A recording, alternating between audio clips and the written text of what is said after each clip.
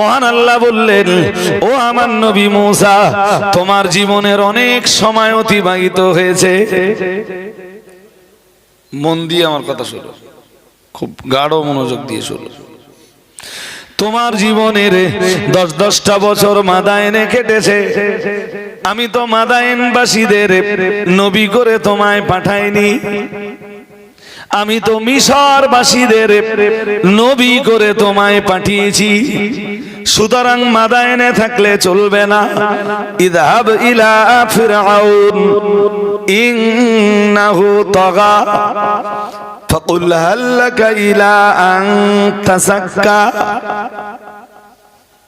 মহান আল্লাহ জানিয়েছেন, মূসা আলাইহিস সালামকে ডাক দিয়ে বললেন, মূসা ইযহাব ইলা ফিরআউন, দেরি করো না মূসা, অবিলম্বে মিশরে ফিরে যাও এবং ফেরাউনের কাছে যাও। ফেরাউনকে ডাক দিয়ে বলো, ফাকুল হাল লাকা ইলা আন তাযাক্কা, এ ফেরাউন, তোমার কি পবিত্র হওয়ার ইচ্ছা আছে? কিসের ইচ্ছা? মানে কি ওযু গোসল? তাহলে পবিত্র হওয়ার ইচ্ছা মানে কি জানেন? সবচেয়ে বড় পবিত্রতা কোনটা বলেন তো?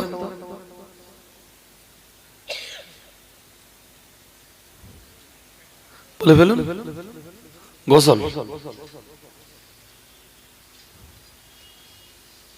কিছু বলেন না।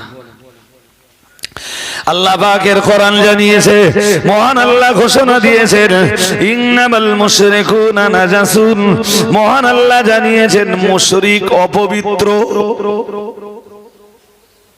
মুশরিক জোরে বলুন, মানে কি? মুশরিক অপবিত্রতার মানে ওর গায়ে টাচ হলে আপনার ওযু নষ্ট হয়ে যাবে। এখানে মুশরিক অপবিত্র বলতে আল্লাহ পাক রব্বুল আলামিন জানিয়েছেন, মুশরিকের অন্তর নাপাক। দুনিয়ার যে মানুষগুলো অন্তরে জায়গা দিয়েছেন, কলবে জায়গা দিয়েছেন লা ইলাহা ইল্লাল্লাহ, এই মানুষগুলোর অন্তর পবিত্র। আর একটু মন খুলে বলেন। তাহলে আসল পবিত্রতা শিরক থেকে বেঁচে থাকবার মাধ্যমে তৈরি হয়। যে মানুষগুলো লা ইলাহা ইল্লাল্লাহ এই অংশটা পড়ে নেয়, এই কালেমা পড়ে নেয় এবং তামাম জীবন শিরক না করে, তাদের অন্তর পবিত্র। আর একটু মন খুলে বলেন। একজন মুশরিককে যদি ইমানদারে যেভাবে গোসল করে, ফরজ গোসল আদায় করে, ওইভাবে যদি গোসল করানো হয়, একজন মুমিনে যেভাবে উযু করে ওইভাবে যদি ওকে উযু করানো হয়, তবুও তো ও পবিত্র নয়। কেন নয়? জোর করে বলুন। কালবি যে তাহারাত, আত্মিক যে পবিত্রতা, ওই পবিত্রতা তার হাসিল হয়নি। হাজিরিনে মজলিস মনে রাখুন, আমার আল্লাহ ওটাই জানিয়েছেন, ইযহাব ইলা ফিরআউনা ইন্নাহু তাগা ফাকুল হাল লাকা ইলা আন তাযাক্কা। মহান আল্লাহ বললেন, ও আমার নবী মূসা, চলে যাও, ফিরআউনের কাছে চলে যাও এবং ফিরআউনকে ডাক দিয়ে বলো, ফাকুল হাল লাকা ইলা আন তাযাক্কা। মহান আল্লাহ বললেন, ফিরআউনকে বলো, ফিরআউন, তোমার কি পবিত্র হওয়ার ইচ্ছা আছে? এখন ফেরাউনের মতো পাওয়ারফুল ব্যক্তিকে মুসা নবী যদি যে বলেন, হে ফেরাউন, তোমার কি পবিত্রতা অর্জনের ইচ্ছা আছে, পবিত্র হওয়ার ইচ্ছা আছে, সংঘাত বাঁধবে না? বাঁধবে না? গোটা দেশ আমারে ভাবে আমি রব, আর তুই ভাব দিছিস আমি।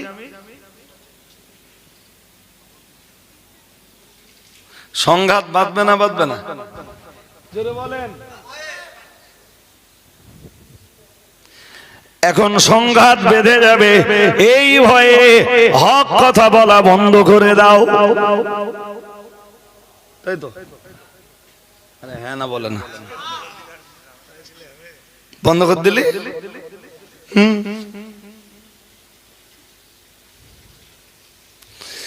মুসা আলাইহিস সালাম ওখান থেকে স্ত্রী সফুরাকে নিয়ে ওই মাদায়েনেই বিয়ে করেছিলেন। বাকিটা ইতিহাস। আমার তো ইতিহাস বলার জন্য বসেও নি, যদিও কোরআনের ইতিহাস,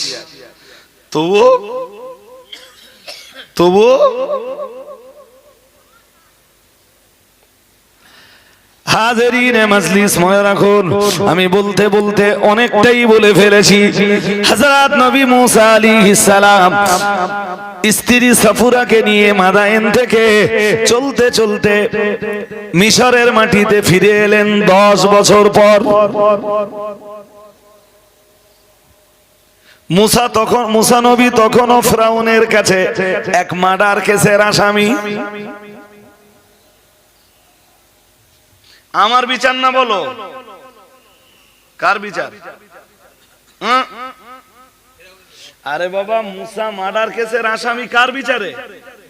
হ্যাঁ, ফেরাউনের বিচারে। নইলে ক্যামেরা ওপেন, কে আবার আমার পেছনে লাগবেনি বলবে রজব আলী সাহেব মুসা নবীকে মার্ডার কেসের আসামি বলেছে। নবীরা সমস্ত গুনাহ থেকে পবিত্র। সুবহানাল্লাহ। আরেকটু মন খুলে বলেন, মহান আল্লাহ নবী যাদের বানান তারা গুনাহগার হয় না, আর গুনাহগার যারা হয় তারা নবী হয় না। নবী যারা হন তারা গুনাহগার হয় না, আর কোন গুনাহগারকে আল্লাহ নবী বানায় না। বুঝতে অসুবিধা নেই তো? والأنبياء كلهم منزهون عن الصغائر والكبائر قبل النبوة وبعدها। সমস্ত নবী রাসূল সব রকমের গুনাহ থেকে পবিত্র, সগীরা কবিরা ছোট বড় সব রকমের গুনাহ থেকে পবিত্র। কবলান নবুওয়াতি ওয়া বাদাহা, নবুয়ত পাবার আগেও এবং পরেও। আর একটু মন খুলে বলেন,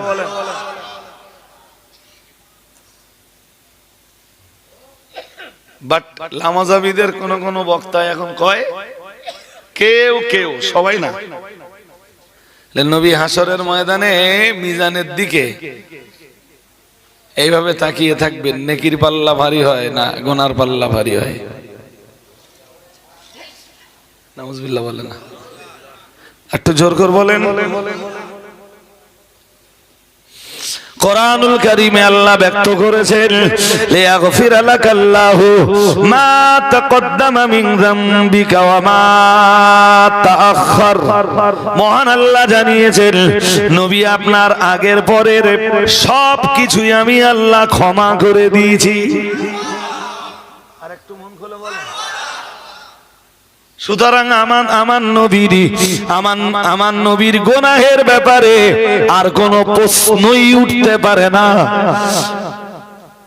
আপনি যে কালেমা পড়েন লা ইলাহা ইল্লাল্লাহ, কলেমার শেষ অংশে রয়েছে মুহাম্মাদুর রাসূলুল্লাহ সাল্লাল্লাহু আলাইহি ওয়াসাল্লাম। কালেমার এই শেষ অংশটা পড়বার সময় আপনাকে 5টা জিনিস বিশ্বাস করতে হবে। কটা? জোর করে বলেন। আপনারা কয়টা জানেন? আপনি নবীর প্রতি ঈমান আনবেন, নবীর রিসালাতকে মেনে নিবেন, নবীর নবুয়তকে মেনে নিবেন। ঠিক ওই সময়ে আপনার ভিতরে বিশ্বাস লাগবে পাঁচটা। কয়টা? ওই পাঁচ জিনিসের ব্যাখ্যা করলেই 1-1.5 ঘন্টার ওয়াজ হয়ে যাবে। প্রথম বিশ্বাস, প্রথম অবস্থায় বিশ্বাস করা লাগবে আল্লাহ পাকের কোরআন জানিয়েছে মুহাম্মাদুর রাসূলুল্লাহ।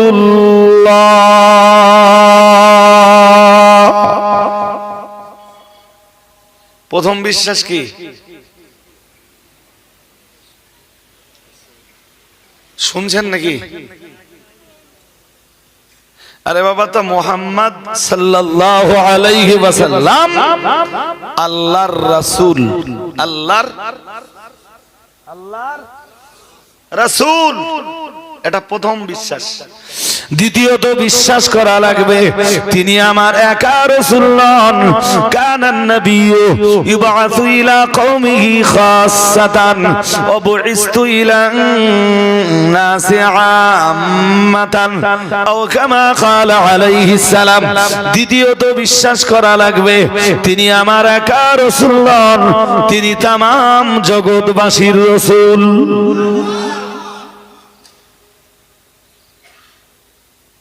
তিনি কুল কায়নাতের রাসূল। যেমন আল্লাহ কোরআনে জানিয়েছেন কুল ইয়া আইয়ুহান নাস ইন্নী রাসূলুল্লাহি ইলাইকুম জামিআ। সুবহানাল্লাহ বলুন। ওর মানে ওইটা যা এতক্ষণ ধরে বললাম যে মুহাম্মদ সাল্লাল্লাহু আলাইহি ওয়াসাল্লাম শুধু আমার রাসূল নন, শুধু বাংলার মানুষের রাসূল নন, শুধু ইউপির মানুষের রাসূল নন, শুধু ভারতবাসীর রাসূল নন, শুধু পাকিস্তানিদের রাসূল নন, শুধু আরাবিয়ানদের রাসূল নন, तमाम বিশ্ববাসীর রাসূল, কুল কায়নাতের রাসূল। আরেকটু মন খুলে বলো, যখন মুহাম্মাদুর রাসূলুল্লাহ সাল্লাল্লাহু আলাইহি ওয়াসাল্লাম পড়বেন তখন এই চিন্তাটা আপনার মাথায় আসা লাগবে, এই বিশ্বাসটা আপনার কলবে থাকা লাগবে। আমি ব্যাখ্যা করছি না। 2 নম্বর হয়ে গেল না? 3 নম্বরে বিশ্বাস করা লাগবে তিনি খাতামুন নবিয়্যিন। কি বিশ্বাস? কথা বলে না। কি বিশ্বাস? তিনি খাতামুন নবিয়্যিন।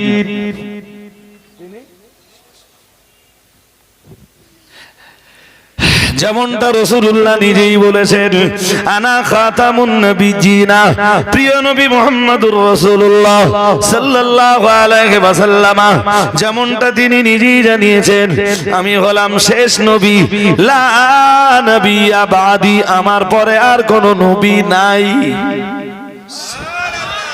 আরেকটু মন খুলে বলেন।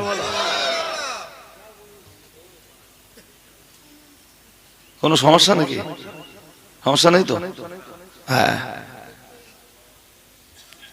ভাই, একদম খুব লিগালে আপনাদের কাছে কোরআন সুন্নাহের কিছু বয়ান শোনাচ্ছি, মাঝে মাঝে বাস্তবতা কিছু বুঝবার জন্য তুলে ধরবো। পার্টিকুলার কারোর বিরুদ্ধে বলা, কারোর সমালোচনা করা, কারোর দুর্নাম করা, কারোর বদনাম করা, এটা আমার অভ্যাসের পরিপন্থী।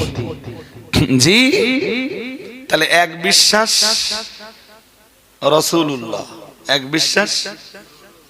2 নম্বর বিশ্বাস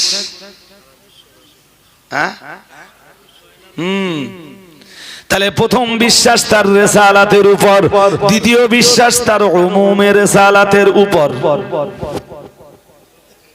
এটা আরবি বলছে, আরবি। প্রথম বিশ্বাস তার রিসালাতের উপর, দ্বিতীয় বিশ্বাস তার উমুমের রিসালাতের উপর। 3 নম্বর বিশ্বাস তার খাতমে নবুওয়াতের ব্যাপারে। তার আপনি যখন পড়তেছেন মুহাম্মাদুর রাসূলুল্লাহ সাল্লাল্লাহু আলাইহি ওয়াসাল্লাম, আপনাকে তখন বিশ্বাস করতে হবে লা নবিয়্যা বাদা, তারপরে আর কোন নবী আসবে না। নাই আসবে না বলবো না নাই বলবো? নাই বলবো, কি বলবো? কারণ ওদিকে সহিহ হাদিসে আসতেছে না, নবী আমার জানিয়েছেন ইনজিলু ঈসা ইবনে মারইয়ামা, কিয়ামতের নিকটবর্তী সময়ে মারইয়ামের বেটা হযরত নবী ঈসা আলাইহিস সালাম আকাশ থেকে জমিনে অবতরণ করবেন। আরেকটু মন খুলে, এই জন্য আমরা নাই বলবো না আসবেন না বলবো? জোরে বলুন। আমরা বলবো নাই, নবুয়তের দরজা বন্ধ, নবুয়তের দরজা বন্ধ। কারণ কেউ যদি বিশ্বাস করে আমাদের নবীর পরে কোন নবী রয়েছেন, আমাদের নবীর পরে পৃথিবীতে কোন নবী আসবে, তার ঈমান চলে যাবে যেমন কাদিয়ানি। ঠান্ডা লাগতেছে কেন এত? হ্যাঁ বেশ ভালোই ঠান্ডা লাগছে, মানে এত আগের স্টেজটায় এসব সব খুলে ফেলেছিল। হ্যাঁ কিন্তু এত ঠান্ডা আসলে ওই জলকার এলাকায় মনে হয় ঠান্ডা কম, বলেন? হ্যাঁ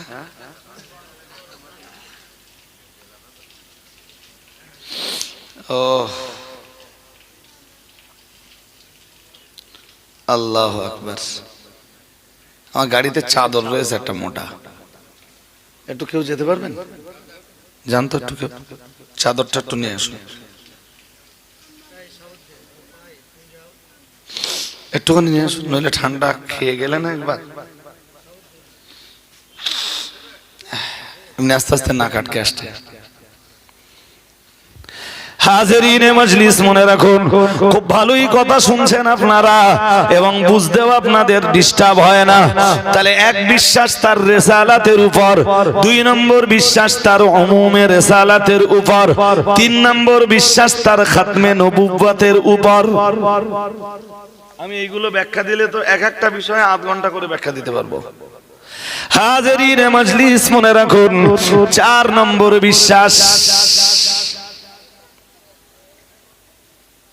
চার নম্বর বিশ্বাসের মানে কোন ব্যাপারে বিশ্বাস করব এইটা জানার আগে আম্মা জান আয়েশা সিদ্দিকা রাদিয়াল্লাহু তাআলা আনহার জবানের একটা কথা শোনাবো, তার আগে আরো একটা আয়াত শোনাবো। মহান আল্লাহ জানিয়েছেন, আল্লাহ পাক কোরআনুল কারীমের সূরা মায়েদার 67 নম্বর আয়াতে জানিয়েছেন, ইয়া আইয়ুহার রাসূল, এ আমার রাসূল, বাল্লিগ মা উনজিলা ইলাইকা মির রাব্বিক। মহান আল্লাহ জানিয়েছেন, তার নবীকে জানিয়েছেন, হে আমার নবী, আপনি তাবলীগ করুন, ধর্ম প্রচার করুন। নবী যেন বললেন, আল্লাহ কি দিয়ে আমি ধর্ম প্রচার করব? মহান আল্লাহ বললেন, মা উনজিলা ইলাইকা মির রাব্বিক, ধর্ম প্রচার আপনি ওইটা দিয়ে করুন যেটা আপনার রবের পক্ষ থেকে আপনার উপরে নাযিল হয়েছে। তার মানে আপনি ধর্ম প্রচার করুন নবী কোরআন দিয়ে। ও বাবাজিরা ভাইরা, প্রিয় নবী মুহাম্মদুর রাসূলুল্লাহ সাল্লাল্লাহু আলাইহি ওয়াসাল্লামকে মহান আল্লাহ আবার বললেন, ওয়া ইল্লাম তাফআল ফামা বাল্লাগতা রিসালাতাহু, আর যদি আপনি আপনার দেওয়া দায়িত্ব পালন না করেন তাহলে এটাই প্রমাণ হবে, যদি আপনি তা না করেন, তার মানে ধর্ম প্রচার না করেন, তাহলে এটাই প্রমাণ হবে ফামা বাল্লাগতা রিসালাতাহু, নবুওয়াত আর রিসালাতের